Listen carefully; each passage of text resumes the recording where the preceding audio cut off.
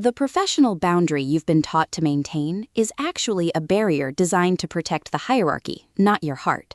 And true partnership requires not suppressing your competence to soothe his ego, but demanding a workplace where respect is the baseline, not a reward for emotional labor. In My Grumpy Boss, Shaw Hart delivers a contemporary office romance that transforms the boss-employee trope into a sharp exploration of power dynamics and female ambition, proving that in corporate landscapes defined by male authority, liberation isn't found in quitting, it's forged in the radical act of staying and rewriting the rules of engagement. This isn't merely another forbidden workplace tale with stolen glances. It's a psychologically precise narrative where every performance review feels like both assessment and negotiation. Consent to connect is negotiated through structural equity rather than assumed hierarchy, and love means honoring your career when passion demands you sacrifice it. From the first fluorescent lit narration, listeners are immersed in a world where productivity is currency and presence is the only true promotion. Perfect for fans of emotionally intelligent workplace romance and stories where female agency defies professional expectations, this audiobook serves up atmospheric tension, relentless emotional honesty, and protagonists whose journey from contractual subordinates to sovereign partners resonates with anyone who's ever been told their ambition was too much for the room.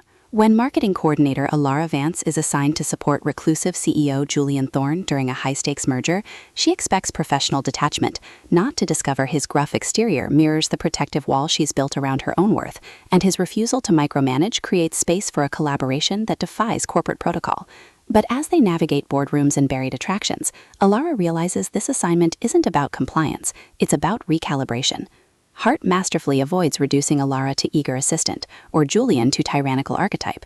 Instead, she crafts a relationship rooted in radical reciprocity within constraint, where trust is earned through honoring boundaries even as desire blurs them, and where intimacy emerges from seeing each other beyond titles. The audiobook narration amplifies this emotional alchemy, capturing Alara's disciplined composure softening into genuine receptivity, and Julian's guarded authority revealing warmth beneath stoic vigilance. You don't just hear their bond deepen, you feel the seismic shift of two professionals learning that some partnerships can only be built when you stop letting the org chart define you.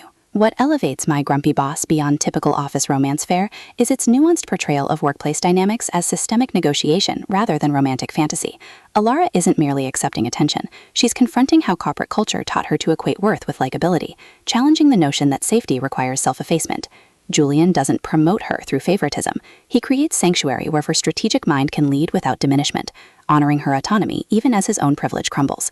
Their relationship evolves through acts of radical reciprocity, sharing silences during late-night strategy sessions that bypass performance, establishing protocols that protect both professional integrity and emotional safety, and defending each other from colleagues who mistake evolution for impropriety. Supporting characters add vital texture, fellow employees whose loyalty encodes suppressed grief, executives whose concern carries intergenerational weight, even the office itself, rendered as living archive whose glass walls absorb decades of unspoken bargains. Every interaction reinforces the novel's core truth. In systems built on extraction, tenderness is technique, and presence is the only sustainable resource. Even the romance mechanics serve thematic depth, with project milestones mirroring emotional attunement, and quarterly reviews becoming metaphors for earned trust. For audiobook listeners, this production is an immersive sensory descent into professional intimacy. The narrator embodies Alara and Julian with remarkable distinction. Alara's voice carries crisp intelligence laced with dawning sovereignty, while Julian's low timbre trembles with suppressed tenderness beneath disciplined cadence, making their chemistry palpable even during conflict. Sound design enhances atmosphere without overwhelming immersion. Distant keyboard clicks marking temporal rhythm, rain against floor-to-ceiling windows during vulnerable confessions, the hushed rustle of documents syncing with breath during moments of clarity, all anchor psychological stakes in tangible reality. Pacing mirrors the cadence of corporate life, deliberate during reflection and alliance building, then surging with urgency as external pressures collide with internal transformation. Whether you're commuting through urban chaos or sitting in twilight solitude, the audiobook creates a portable sanctuary where slowness feels sacred and connection feels lifeline. It's storytelling as embodied validation, transforming passive listening into active participation in a journey where healing isn't about escaping work, but about reclaiming it. Ultimately, My Grumpy Boss redefines workplace romance by centering female epistemology within professional frameworks. It satisfies genre cravings for satisfying chemistry and hopeful resolution, while delivering substantive commentary on power dynamics, masculine vulnerability, and the radical act of building partnerships based on mutual recognition rather than rescue. No prior series knowledge is needed. It stands confidently as a complete emotional odyssey. If you've ever wondered whether love can coexist with ambition, or if true strength requires embracing what others dismiss, this audiobook will affirm that sometimes the most powerful act is simply choosing to stay and lead. Press play, open the laptop, and prepare to believe that even in landscapes shaped by hierarchy, hearts still find ways to rise. Your next favorite office romance isn't waiting in perfect promotions. It's waiting in the brave, trembling choice to honor your whole self at work.